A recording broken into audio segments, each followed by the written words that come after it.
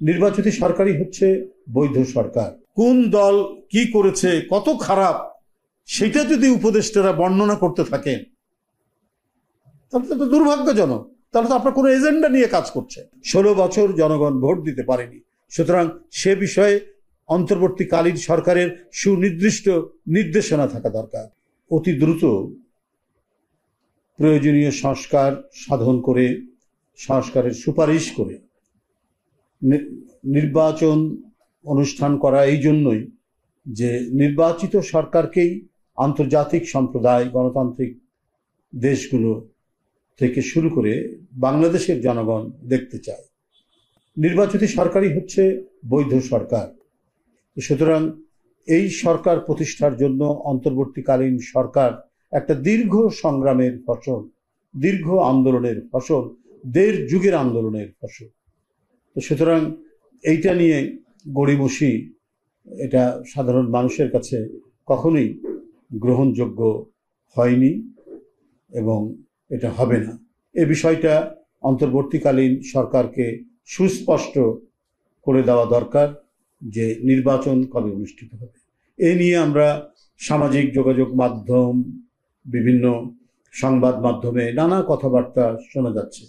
সব কথাই যে ঠিক এমন আমি বলবো না, কিন্তু যতদিন পর্যন্ত না বিষয়টি স্পষ্ট করা হবে ততদিন পর্যন্ত এক ধরনের ধোঁয়াশা তৈরি হবে। চক্রান্তকারীরা নানা ধরনের গুজব রটাবে, অপতথ্য ছড়াবে, এই কাজগুলো করবে। অন্তর্বর্তীকালীন সরকারের প্রধান ডক্টর মোহাম্মদ ইউনূস সাহেবকে তাই এই বিষয়গুলি অত্যন্ত পরিষ্কার করেই একের পর এক পদক্ষেপ গ্রহণ করা দরকার। কেন উপদেষ্টারা একটি রাজনৈতিক দল, বৃহত্তম রাজনৈতিক দল, যারা একবারে নিরপেক্ষভাবে শেখ হাসিনার ফ্যাসিবাদের ভয়ঙ্কর আক্রমণের শিকার হয়েছে, আমাদের প্রধান নেতৃত্ব থেকে শুরু করে তৃণমূল পর্যন্ত, দেশনেত্রী বেগম খালেদা জিয়া যিনি সর্বাধিক জনপ্রিয় নেতা, তাকে একটি কারাগারের মধ্যে শুধু বন্দী নয়, তিনি যাতে শারীরিকভাবে কষ্ট পান এই জন্য একটা ভগ্ন স্তূপ, একটা কারাগার, সেই কারাগারের মধ্যে তাকে রাখা হয়েছিল, তাকে অসুস্থ করা হয়েছিল, এইরকম নিপীড়ন নির্যাতন করা হয়েছে। তার আগে ওই সরকারের আন্দোলনের ফসল মঈনুদ্দিন ফখরুদ্দিন, তারা শারীরিকভাবে অত্যাচার করেছেন আমাদের ভারপ্রাপ্ত চেয়ারম্যান জনাব তারেক রহমানকে, এবং তিনি বিদেশে থাকলেও, চিকিৎসার জন্য তিনি বিদেশে গেলেও তারপরেও তাকে একের পর এক মামলা দেওয়া হচ্ছে। এই যে লাগাতার ভাবে একটি রাজনৈতিক দলকে একেবারে বুলডোজার দিয়ে মাটির সাথে মেশানোর সকল আয়োজন করার চেষ্টা করেছে শেখ হাসিনা, কিন্তু আদর্শে উদ্বুদ্ধ জাতীয়তাবাদী শক্তিকে কখনো মেশানো যায় না, এই কারণে পারেনি। এই দলকে কোনো চক্রান্ত করে কোনো ধরনের ক্ষতি করতে পারেনি। তো সুতরাং এখন এই যে বিষয়গুলো আমরা দেখছি, যে উপদেষ্টাদের কেউ কেউ এই ধরনের যে কথাবার্তাগুলো বলছেন, এটাতেই তো আমাদের আশঙ্কা হয় যে তাদের ভেতরের কোনো উদ্দেশ্য আছে কিনা, এটা আমাদের আশঙ্কা। আমরা আশা করব ডক্টর ইউনূস সাহেব অত্যন্ত গুণী মানুষ, আমরা বারবার বলেছি, এবং তিনি দেশের সম্মান বয়ে নিয়ে আসছেন। তার নেতৃত্বের অন্তর্বর্তীকালীন সরকার গণতন্ত্রের স্পিরিটের উপর এই সরকার গঠিত হয়েছে। সুতরাং গণতন্ত্রের যে সমস্ত উপাদানগুলি অপরিহার্য, সেগুলিকে নিশ্চিত করা, সেগুলিকে প্রতিষ্ঠা করা হচ্ছে তার প্রধান দায়িত্ব, এবং তার মধ্যে হচ্ছে নির্বাচন।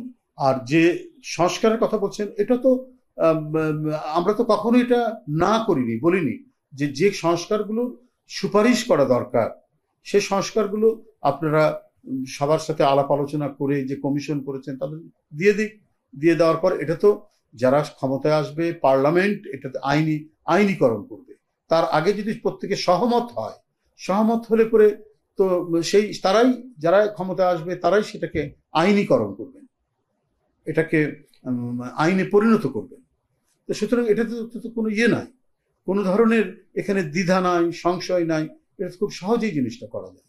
তো আশা করি ডক্টর ইউনূস সাহেবের অন্তর্বর্তীকালীন সরকার ভালোর দিকে এবং গণতন্ত্রের যে সিংহ দুয়ার, সেই দুয়ারের দিকেই জাতিটাকে নিয়ে যাবেন, এটাই আশা রাখছি। আমরা কখনোই সমালোচনা করতে চাইনি, কিন্তু আমাদের বাস্তবতার জন্য, বাস্তব কিছু ঘটনার জন্য আমাদেরকে এই মুখটুকু আমাদেরকে খুলতে হচ্ছে। আর সেই কারণেই আমি মনে করি অত্যন্ত জরুরি দেশে একটি গণতান্ত্রিক ব্যবস্থা চালু করা, দেশে জনগণের সরকার চালু করা। 16 বছর জনগণ ভোট দিতে পারেনি। সুতরাং সে বিষয়ে অন্তর্বর্তীকালীন সরকারের সুনির্দিষ্ট নির্দেশনা থাকা দরকার, যা একটি মানে প্রো পিপল গভর্নমেন্ট, একটি হয়তো নির্বাচিত নয়, কিন্তু সরকারের জবাবদিহিতে থাকলে সেই সরকার অবশ্যই প্রো পিপল গভর্নমেন্ট হবে। এবং অন্তর্বর্তীকালীন সরকারকে আমরা সেটাই মনে করি। সেইটা বাদ দিয়ে, তাদের নিজস্ব দায়িত্ব বাদ দিয়ে তারা মানে কোন দল কি করেছে, কত খারাপ, সেটা যদি উপদেষ্টারা বর্ণনা করতে থাকেন তাহলে তো দুর্ভাগ্যজনক। তাহলে তো আপনার কোনো এজেন্ডা নিয়ে কাজ করছে, আপনাদের গভীরে কোনো হয়তো মাস্টার প্ল্যান বা কোনো ধরনের অন্যরকম কোনো দুরভিসন্ধি আছে বলে আমাদের কাছে মনে হচ্ছে। আপনাদের কাছে যদি কোনো তথ্য থাকে আপনারা আমাদের দলকে জানাবেন, দলের গুরুত্বপূর্ণ নেতৃবৃন্দকে জানাবেন যে এইরকম আমরা খবর পাচ্ছি, আপনারা ইয়ে করেন, বা আপনারা পুলিশ প্রশাসনকে জানাবেন, তাদের মধ্যে থেকে জানাবে। আমরা দলেরও আমরা ব্যবস্থা নিব।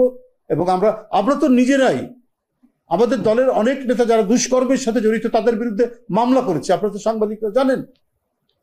আমরা মামলা করছি তাদের বিরুদ্ধে, মানে যাতে কেউ সাহস না পায়। এ ধরনের ভুরি ভুরি দৃষ্টান্ত এই সময়ের মধ্যে আমরা স্থাপন করেছি। বাংলাদেশ জাতীয়তাবাদী দল স্থাপন করেছে, বহিষ্কার করেছি, অব্যাহতি দেওয়া হয়েছে, পদ স্থগিত করা হয়েছে, শোকজ করা হচ্ছে। এরপরেও এই ধরনের বক্তব্য আসা অত্যন্ত দুর্ভাগ্যজনক। আমরা বলে যাচ্ছি, এটাও তো আমরা কথা বলছি, আমরা জানাচ্ছি সরকারকে। আর এটা তো আর ফ্যাসিবাদী সরকার না, এটা তো আন্দোলনের রক্তাক্ত আন্দোলনের ফসল। আমার মনে হয় যে আমরা যে কথাগুলো বলছি, জানাচ্ছি, দাবিগুলো করছি, সেগুলো তারা সুবিবেচনা করে নিশ্চয়ই তারা পদক্ষেপ গ্রহণ করবেন একটা অবাধ, সুষ্ঠু, ইনক্লুসিভ নির্বাচনের জন্য। ধন্যবাদ।